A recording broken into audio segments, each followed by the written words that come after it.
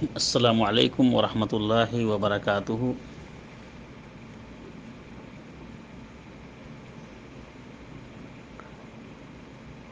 حضرت ایوب انصاری رضی اللہ تعالیٰ عنہ حدیث کے راوی ہیں، کہتے ہیں کہ جاء رجل الی النبی صلی اللہ علیہ وسلم، کہ ایک آدمی نبی کریم صلی اللہ علیہ وسلم کے پاس آیا۔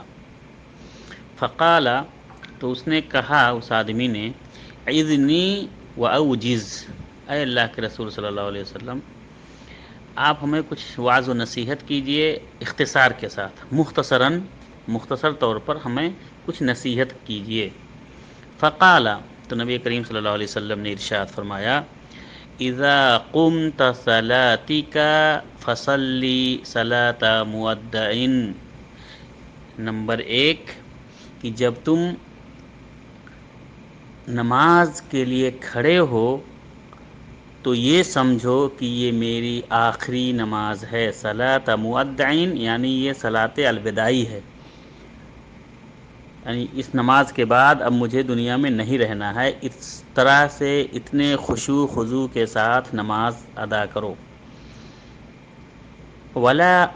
نمبر 2، ولا تکلم بکلام تعتذر منہ غدا، اور یاد رکھو کہ اپنی زبان سے کوئی ایسی بات نہ بولو کہ تمہیں کل اس پہ پچھتاوا ہو اور تم معذرت کرنے پہ مجبور ہو جاؤ، یعنی اپنی زبان کی حفاظت کرو۔ اور تیسری چیز کہ وَاجْمَعِ الْيَاسَ مِمَّا فِي يَدِ النَّاسِ، اور جو بھی چیزیں انسان کے بس میں ہے، انسان کے ہاتھوں میں ہے، اس سے تم مایوسیوں کو جمع کرو، یعنی تم اس سے امید نہ لگاؤ،